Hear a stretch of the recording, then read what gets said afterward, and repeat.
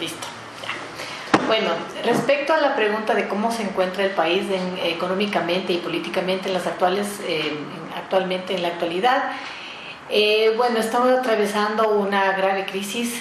De acuerdo a los indicadores económicos, macroeconómicos del país, tenemos un retroceso en el crecimiento del PIB, del crecimiento económico, que se refleja a través de las tasas de crecimiento del PIB. Existe un decrecimiento, tenemos una balanza comercial en contra, es decir, las importaciones son mayores que las exportaciones, a pesar de que se han implementado varias medidas, como son el tema de las salvaguardas, el tema de la prohibición a ciertos productos de importación. No se ha logrado mejorar la situación y por ende seguimos con la balanza comercial en contra. Respecto al manejo, el manejo monetario, al manejo económico del país, pues vemos que seguimos dependiendo del petróleo. El petróleo sigue siendo una de las principales fuentes de ingreso para el país. Lamentablemente la caída del precio del petróleo nos ha afectado directamente en cuanto a la disminución de los ingresos que recibimos por parte de las exportaciones. En años anteriores teníamos un precio promedio del petróleo de alrededor de 100, 110 dólares. Hoy en día estamos hablando de un precio del petróleo ecuatoriano, que es el crudo oriente, de alrededor de 23 a 25 dólares. Entonces, obviamente, esto ha echado abajo toda la proforma presupuestaria, ha echado abajo todos los ingresos con los que contaba el país, en una parte. Y de otra parte, claro, esto significa que seguimos siendo un país dependiente exclusivamente de las exportaciones petroleras. No se ha logrado diversificar las fuentes de ingresos del país. Se ha hablado mucho durante este gobierno del cambio de la matriz productiva para poder motivar o para poder generar nuevas industrias o nuevos negocios, de tal manera de diversificar la economía y no depender exclusivamente del petróleo. Sin embargo, son proyectos a largo plazo, son proyectos que demandan muchísima inversión y no se los ha logrado ni siquiera implementar, y peor aún ver los resultados en este gobierno. Por lo tanto, seguimos dependiendo exclusivamente del petróleo. Se han creado grandes obras de infraestructura, eso sí, como son carreteras, como las hidroeléctricas, como los terminales, el terminal de GLP, que significan una inversión para el país.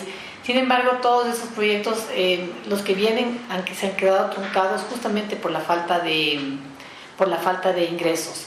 De otro lado, el país se encuentra sumamente endeudado. La fuente de financiamiento que tiene el país ya no son los organismos internacionales, ya no son los bancos internacionales, ya no es el Fondo Monetario. Ahora básicamente proviene de las fuentes externas que constituyen China. El gobierno ha entregado prácticamente toda la producción petrolera que se exportaba y se vendía básicamente hacia los Estados Unidos. Ahora se va todavía a los Estados Unidos, pero el comprador son las empresas chinas. Entonces se ha endeudado el país inmensamente. El porcentaje de la deuda versus el crecimiento del país, que es medido a través del PIB, es uno de los más elevados que ha tenido el país. Entonces, con todas estas características, durante el año anterior y sobre todo en este año, hago énfasis de este año, la situación económica ha decaído muchísimo. O sea, hay un decrecimiento. No se vislumbra a nivel económico en el próximo semestre o inclusive en el próximo año que exista una mejora en cuanto a la parte económica, a la situación económica del país.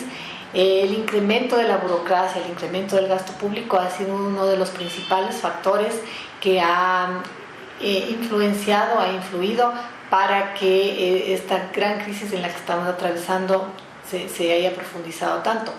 El gobierno aparentemente está tomando acciones en el sentido de eliminar un poco la burocracia, pero la principal consecuencia de eliminar esta burocracia son las fuentes de desempleo, porque muchísima gente se vio empleada con la creación de los nuevos ministerios, especialmente los profesionales jóvenes. Se creó el SEMPLADES, que es un organismo rector de la planificación del Estado, organismo que antes no existía, en el anterior gobierno no existía. Se creó el SEMPLADES y se contrató a muchísimos personas relativamente jóvenes, profesionales jóvenes, técnicos para trabajar en el SEMPLADES.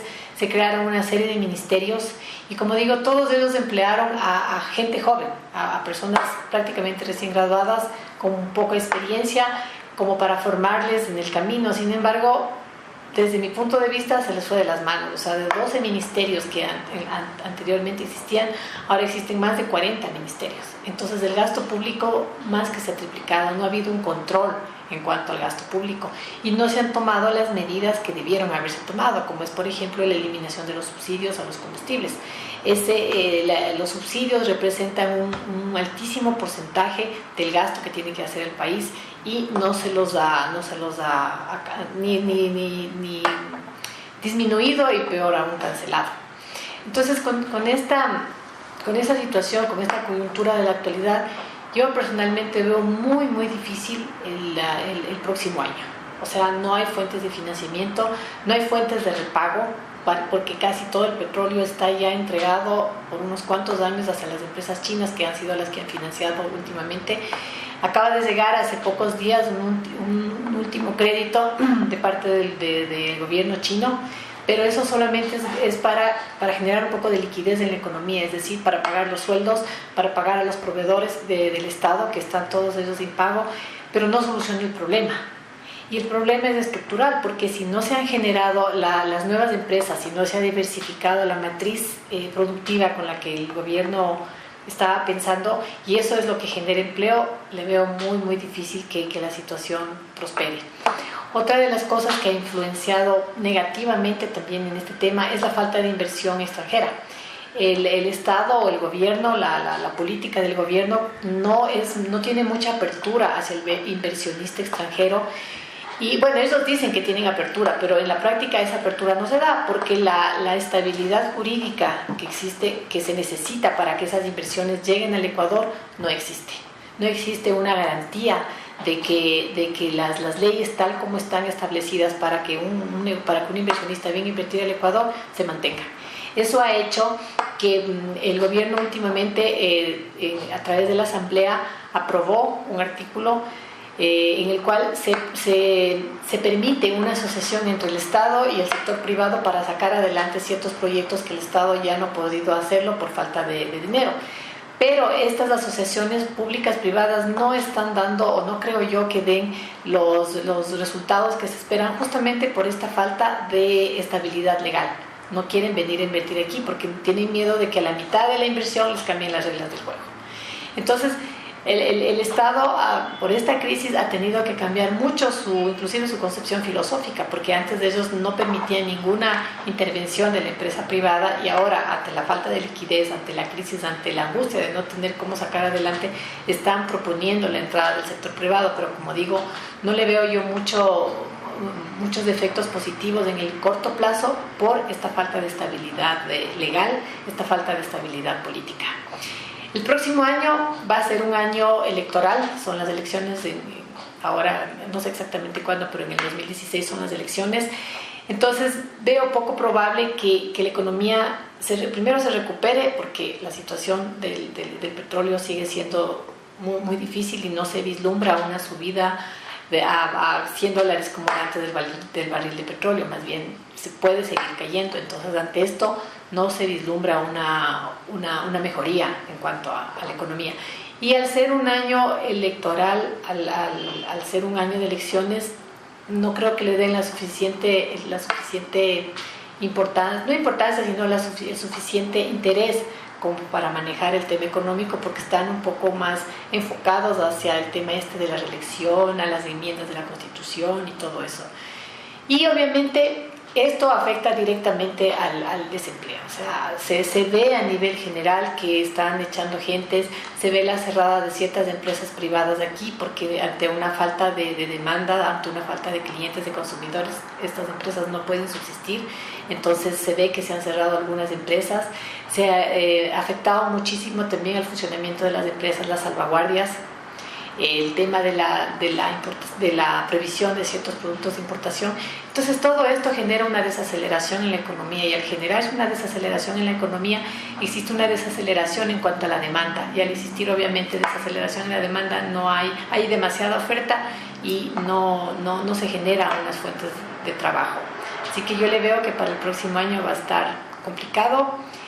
Y este segmento de personas que entraron en la burocracia, ¿no? Gente joven que entró a trabajar en la burocracia, al ser liquidadas todas estas empresas, salen nuevamente al medio sin trabajo, a buscar trabajo, y esos son una de las principales razones para que se genere el subempleo. Entonces, gente profesional, gente técnica que ha estudiado en la universidad, tiene que subemplearse en lo que encuentre.